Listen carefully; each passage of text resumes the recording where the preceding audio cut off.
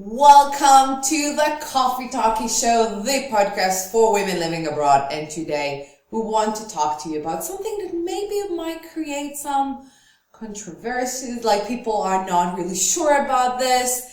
And it's about definitions. Yeah. Definitions. You know, we hear so many things online. We read comments and posts about life abroad definitions, and we decided that we want to go deep into this topic and talk about it. Open it. Let's expats, relocation, exile, immigrants, digital nomads, what define you? And we're going to give you some of our approach to this, what we believe is. Let's have an open discussion. Let's start.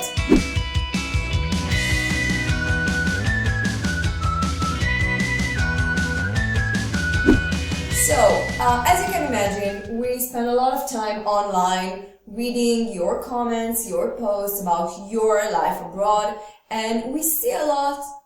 I'm an immigrant, I'm an expat, I am an expat wife, I'm just a foreigner, I'm a global citizen, I'm a digital nomad.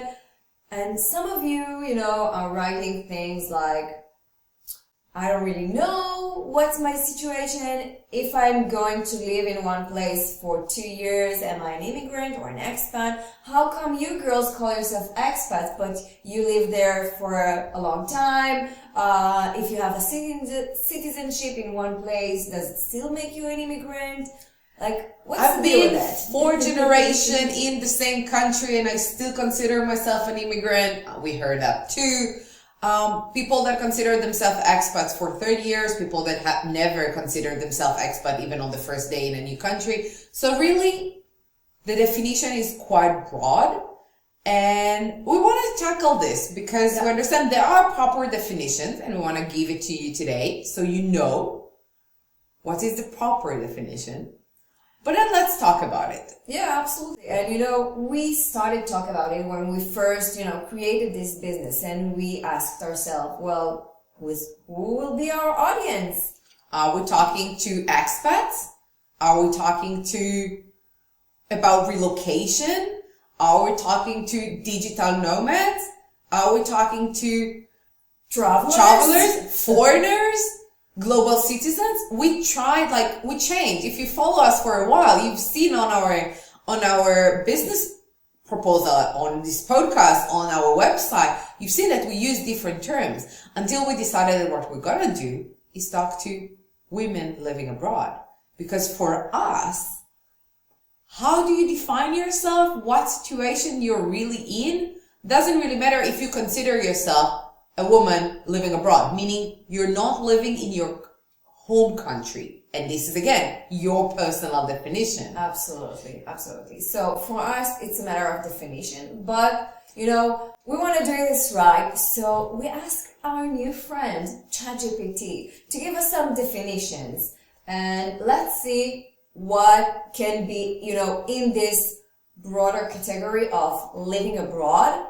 What is there? What definitions do we have? So, forgive me for being with my phone on so I can read you the proper definitions. And ChatGPT is a really good friend of us. And we're going to do a podcast about this, only about this very soon, so you can know how you can use it too. So, we took out 8 different definitions that are related to life abroad. And let me go over some of them and then we'll talk and we keep on going. But the first one is expat, okay? And expat is the short for expatriate, and this term typically refers to individuals who are temporarily or permanently residing in a country other than their home country. Expat often move abroad for work, career opportunities, or lifestyle decisions. So usually it refers to people that are moving for a period of time. Yeah. I'm moving for a job opportunity for 3 years to the Netherlands, then I'm coming back to my home country. So during this period of 2 years living in the Netherlands, I am an expat. So that's the first example. But it is a choice, okay? True, all of them, most of them are a choice, but this is not something that is presented to you. It's something that you actively created. I want to seek an opportunity abroad. I want to go to change a different lifestyle. I want to go and have an adventure somewhere. So it's you making an active decision to go somewhere else for your own reasons for a specific period of time. You can say, I work in a company and they ask me to move abroad. This is another definition. Okay, great. And if I'm a woman, a wife, married to a handsome man who just got a job opportunity abroad, and I'm moving with him, then you're an expat wife, okay, or an expat partner, depending if you're married or not. We're not going to get into that. But then it depends on what's the definition of his relocation. Okay.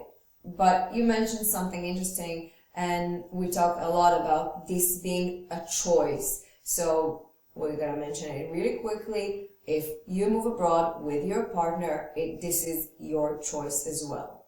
It's always a choice. Not making a decision is always a decision. Thinking you don't have a choice is a choice. But that's a whole other topic. Okay, so let's... Another definition is immigrants. And we see a lot of people referring to this in different ways.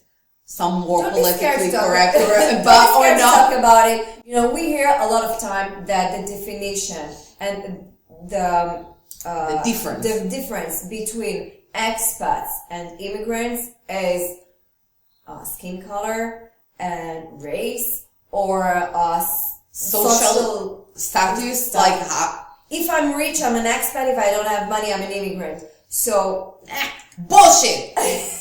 This pisses me off every time I see it. So first of all, I get let's be honest. For me, when I think immigrants, I have in mind those people in Ellis Island, for example, in New York, that came to America, have the American dream with nothing in their pocket, a bag with nothing. They came from Europe. This is what I have when I think of immigrants. I think of our grandparents, our grandparents that moved, from one country to another with nothing with them. It's like, oh, I gotta move to another country to have a future, but I have nothing. So poor people, Jewish, black people, all kind of people moving from hard third world countries to the West and America and Europe. So all those movies about the immigrants,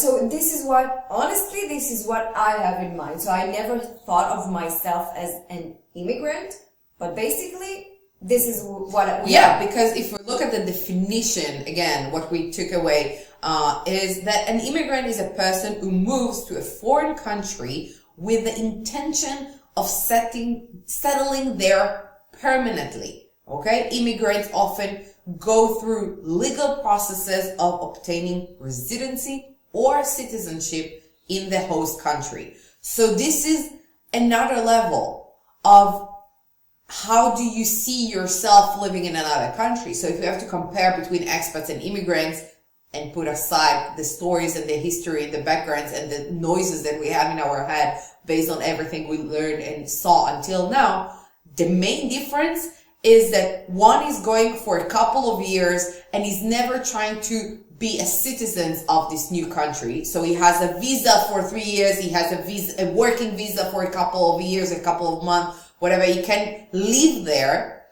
but an immigrant is actually deciding to become a resident of the new country, to gain citizenship in the new country. Legally. Okay? And therefore, they're making some active steps to go there. So if we have to say about ourselves, we're immigrants. Probably, and it first started with our grandfather. He came from Poland after the war to France to settle in. Then they got French citizenship. This is how we got the citizenship. But basically now, the reason we came to France is to settle here, to build our life here for now, and making us immigrants with French citizenship. So, I don't know. Maybe. Let's move on because our situation is complicated.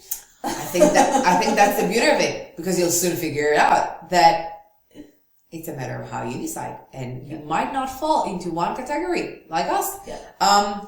Another option that a lot of people are dealing with is what we call, or not call, what the internet is calling, what the world is calling, international assignee or job relocators. Okay, so those are commonly used in the corporate world, where it refers to employees who are temporarily relocated to another country by their company, by their employer. They are often sent to specific assignment or specific projects, and for a specific duration that may, and they might enjoy some benefits from the company moving them. So that's where you see companies that are paying your rent, paying your flight, paying your holiday to go back home sometime, paying your different type of benefits, taking care of all your visas and apartments and the school for your kids. Okay. Yeah, and a lot of time it's around a specific project. Yeah. And then when the project is done, then the relocation is done. And then you're supposed to go back to your home country. And let's face it, one of the reasons why we are in France is that in 1999, our father got a relocation job opportunity. So it's his company that sent him from Israel to France at the time. And after 4 years, the project was done. He decided to then stay here and continue as a citizen, an immigrant and an expat and whatever. I don't know how he called himself, but continue the journey. But the relocation ended. So the benefits of the relocation ended as well. Yeah, absolutely. And I see a lot of those. Yeah, absolutely. Now, we just talked about it, that next summer in Paris, there is going to be the Olympic Games. So we see a lot of people coming for this project to France for, different kind of jobs for a specific project. They know they are going to be here until the end of the Olympics, maybe a little bit after, to close everything. And then that's it. They have nothing to do here in France after. Now, I want to give a specific example to emphasize this. So I just met some people, thanks to Formula One this weekend, that have come to Paris for 5 weeks. Okay. Someone that is coming for a project for 5 weeks or 3 weeks, they usually will never consider themselves not a relocation. They stay in hotels. They don't even try to understand it. They're long time tourists. Okay. Enjoying the city. We're talking here about another example that I had is a friend of mine that is working for this big corporate, and since the moment she started working there, it's been 13 years, every couple of years she has to move to another country by the company so she can take care of another project. It's part of her job, it's part of her way of doing things. So right now she's living in France, but she used to live in Doha, and she used to live in the UK, and she used to live in different places. And every time she knows it's a temporary thing until the project ends, and she will move to somewhere else. So those are the type of job relocators, international assignee. It depends on, again, how the company defined it. Yeah. Let's move on. We have another term that is very trendy these days. Very trendy. Do you know what it is? I see your phone, so yeah. You can read my phone from there. I'm really impressed right now. So it's digital nomads, and we see so many of them. Actually, I just read yesterday that there are so many countries that are starting to create special visas for digital nomads, that are opening their borders for digital nomads to come and stay for a longer period of time, that they're tourist visas, so they can actually have a possibility to create something more interesting. But let's go to the definition of digital nomads. So digital nomads are individuals who leverage technology to work remotely while traveling and living in another country. They often have location-independent jobs and rely on digital tools to maintain their professional and personal lives. So they literally decide where and when they live, where and when. And you know, we see a lot of those. It's really a trend after COVID. People wanted to go out, work from all other countries around the globe, travel, see the world. Most of them are single.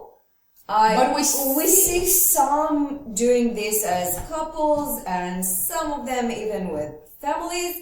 But most of them, you know, move from country to country. They stay sometimes 3 months, sometimes 8 months, sometimes a couple of years. But the idea is to move, like being a nomad is to move, not to settle in, you know, but they do, you know, try to integrate in the community, try to speak the local language, have local friends, have some local culture. It's not that they are tourists and, you know, they don't blend in. They do blend in, they do try to be local, but they still, you know, work remotely sometimes from their home country. Sometimes they have their own business, you know, a lot of coaches, a lot of YouTubers, a lot of all those people that work online. And it's more and more common after COVID. You can work remotely from wherever you want with a lot of different jobs. And this is something that we are really like understanding that is getting an attraction, and there's more and more people doing this. So much that we're actually going to interview here on our podcast very soon someone that is specialized in co-living spaces for digital nomads mainly, they want to live a couple of months in one place and move to another place. So he created an amazing platform for it. So we're going to talk about it later. But the whole idea about digital nomads, and I think that's really interesting, is that it's people that want to embrace the world, discover more places, change their lifestyle, but not in a permanent way. And I think that's an important thing. Some of them, and I had a chance to talk with some of them will start their journey this way, fall in love with a place and decide to stay way longer than they intended to. And then they become something else on the definition scale that we're talking about. But most of them, what they wanted is this change of scenery, change of lifestyle, try different things, try different cultures, knowing that it's not permanent. They're not trying to get citizenship. They're not paying taxes in the foreign country. They're not like settling in. They usually don't have apartments, like proper apartments. They are staying in different like Airbnbs and different hotels that are letting like longer stay. So it's a lifestyle on its own. I find it fascinating, to be honest. But this is, and I think most of them do it for a period of time, not forever. Yeah. Some of them do, but most of them do it for a period of time. I even see, families doing it for 1 year. Both parents work remotely, traveling with their kids.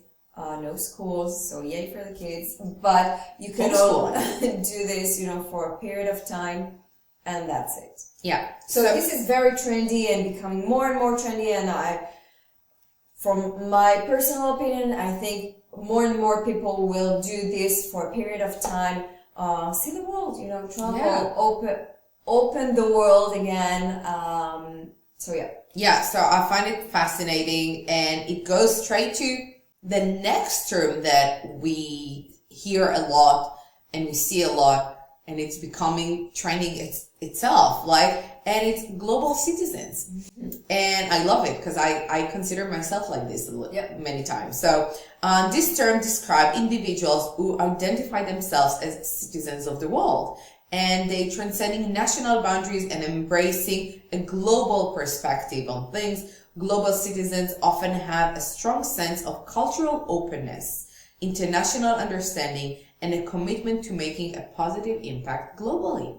I love that. And I love this definition. I might adopt it. I love it. And it's understanding that we're part of something bigger that is not nation specific. We might have a citizenship in one place or another, or a dual or three or whatever you have, but you're part of something bigger. And if you're part of something bigger, you are looking at the bigger picture. You're open to different things. Yes, and again, this is not for everyone.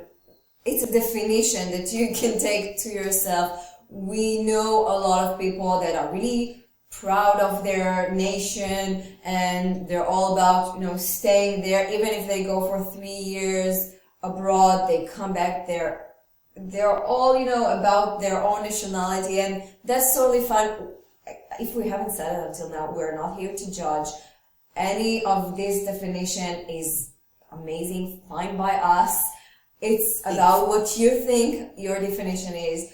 But global citizen, like you said, and like you mentioned, ChatGPT, thank you for this definition. It's seeing the bigger picture and understanding that, in a hippie world that I love to say, there are no boundaries and limits, and we're all human, we're all the same. Doesn't matter where we come from, what's our skin color, what language do we speak, what are our opinions about politics and economy. Doesn't really matter. We're all this together. We're all do these together. And that's it for the hippie moment of today. So that's I just love this. And to be honest, this is something that from a very early age we talked about, because you heard us say it before. We were born in Israel, lived in France, Gal lived in England as well, in Ireland. It's like we never felt at home, and we felt always at home in different places. It's like we go to vacation and we feel at home. I went to Spain a couple of weeks ago. I felt directly at home. I traveled to Argentina. I felt at home. It's like, but sometimes I don't feel at home in France. Sometimes I don't feel at home in Israel. Sometimes it's like, but on planet Earth, I feel at home. On planet Earth, I feel at home. And we're just in the UK last week, and I spent a day in London, and I felt home the entire day. I felt like it's my place. And I don't know many families, and please correct me if I'm wrong, that are planning a trip to Italy this summer, and all the family, like we're 8 people, we're all learning Italian right now, like on different levels, but everyone is like, ooh, I learned this word, and I learned this word, and I know, because we want to feel home on a trip of a week in Tuscany this summer. And that's what we do. That's how we approach places. So true, we're not native speaker in so many languages, but we always look at it as like, ooh, that's going to be amazing. We don't want those only super touristy things. We want to feel the ground. We want to feel home. So it's part of this global citizenship, let's call it. Another term that some of you might relate to are overseas students. And those are individuals who move to another country to pursue their education. And this term is commonly used by students who study abroad. They are from one country and they are enrolling for a specific studies in another countries. So they go to different universities, different institutions. Some of them are what we call exchange students. So they go only for 1 semester. Some of them are going for a year. Some of them are going for their entire studies period to another country. But all of them are considering themselves overseas students. Yeah. And it's very it can be, very young students that are coming, to do their bachelor degree, or some that are more PhD students, older, let's say, that even come with their families to, do a year abroad of studies, in a specific university that has a specific course and what they want to learn. So it can be, we say student, but it can be really broad. So, yep. And I was one of those myself at some point of my life, right? Starting a university in France and moving as an exchange student to Dublin, then moved as an exchange student to London and decided to do, after my bachelor degree, decided to do a master as an overseas student. This was written on my card because I was from France studying in the UK. So those are the things that you see a lot of people referring to. Good. Another one that we want to touch upon is retired abroad, retiree abroad. We see it a lot as well these days. Is this term refers to individual who choose to spend their retirement years in different countries. So the retiree are often seeking affordable living costs and favorable climates and cultural experiences and adventure on their retiree years. And I think this is beautiful, you know, because so many people work so hard all their life and then they retire and say, oh, now I want to live my dream. So it's best to do it then than never. In my opinion, it's best to do it before. But even when you retire and you decide to finally go and live in the place you dreamt of, or in a place where you have beautiful sunsets, or by the sea, or in the countryside, I think it's beautiful. And I think there is no age for going after your dream.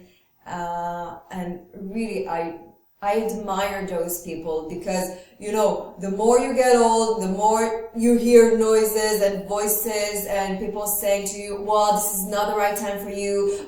You're old now. You don't speak the language. You need a better health care. You'll be so alone. All this kind of shit. And I really admire those people, you know, going and just live their lives where they want to live. And it's amazing. It's amazing. We had a conversation with a lady a couple of months ago that decided that for her retirement, she wants to live in Italy and paint. And that's what she wanted. And she managed to buy this house in Italy with a beautiful, like, window opening to the world so she can paint it. And I think this is where, like, you have different circumstances. You don't have young kids. You don't care so much about what is the education system in the country. You care about other systems in the country. And that's really beautiful. And some people are really planning this. I want to retire in another country. I want to be able to live life the way I want it, in a different scenario, different lifestyle. So that's amazing. Yeah, love it. Really love it. The last term I want to give as a term, and then probably we're going to have a short discussion about all of this, is to differ it from all the rest is something that you don't make necessarily by choice. So all the examples, we gave 7 definitions until now. They were all active choices that you make to move to another country for your own reason, depending on this definition that you decide for yourself. The last one I want to talk to you about is exile.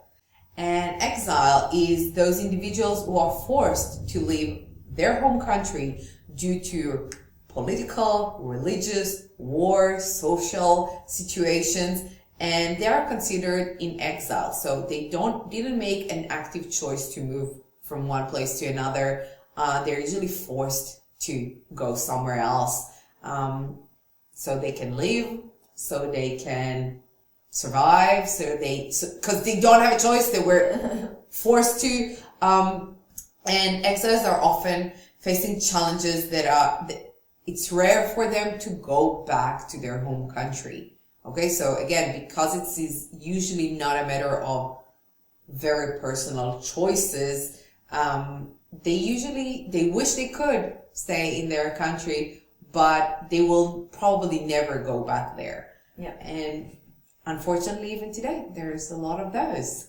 Absolutely.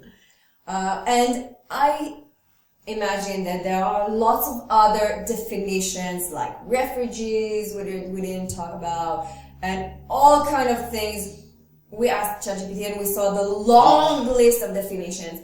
But I think what we wanted to talk about today, and our main point, is that those definitions can be defined by ChatGPT or Google or some other kind of dictionary or your friend or your mom or your boss. But what's really important is how you define your situation and how you feel about your life abroad.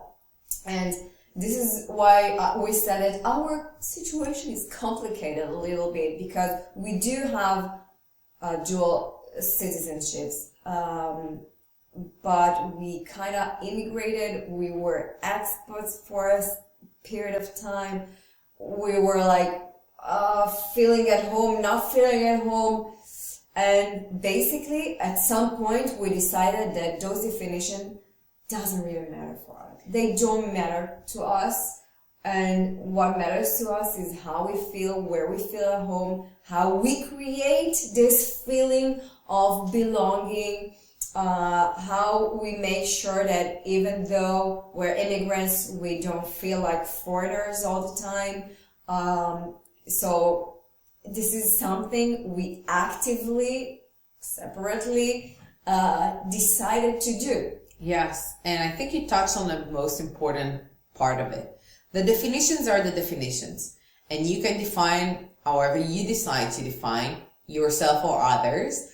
And if we didn't touch on your own personal definition, so please share with us in the comments. How do you define yourself as a woman living abroad? But the most important part of it is the feeling. Because to each of those definitions, we attach emotions, we attach feelings. And usually it's a lot about this. We feel a certain way. And because we give a meaning to a definition, attached with the emotion, this is what creates our reality. So we see so many people talking about being fourth generation immigrants. We're still immigrants living for 80 years in the same. So where the definition ends, like when you become, and that's a feeling. You feel expat, you feel an immigrant, you feel a foreigner. And true, you might be defined by something, but you can decide to be defined by something else. You can choose your own definition, you can call yourself whatever you want. There are legal stuff, okay, if you want to, to be a legal citizen in a certain country, if you want to call yourself Italian, you need to, have legal status that says that you're Italian. But even if you don't, and you want to call yourself Italian, and you speak Italian, and you eat pizza all day, and you feel like this is your home, like this is where you belong, and you make active steps to go and, achieve this definition that you want for yourself, then in our opinion, this is what matters. And, I'm going to share a very personal story with you. When I was almost 20, I lived in Israel. I was in the army, and we talked about identity and national identity, like very patriotic. And my friends told me that I'm not Israeli because I didn't grow up in Israel. And I'm like, oh, but I was born in Israel, so I'm an Israeli. And I'm in Israel right now, so I'm an Israeli. And I'm like, no. You weren't raised here, so you're not Israeli, so you're not like us, so you're French. And I'm like, I'm not French. When I was in French, people call me Israeli. And I was really, really confused, like, who am I? And why do they get to define my situation? Like, I'm an immigrant in my own country now. Like, this is what you're saying to me right now. I got so frustrated, so confused. And this is the moment where I got really, really deep inside myself. I cried a lot. I felt so frustrated. It's horrible. For real. I felt like being a foreigner in my own country was the worst feeling that someone can have. Especially that after I gave, 2 years of my life for the National Army. Like, come on, this is how you pay me back.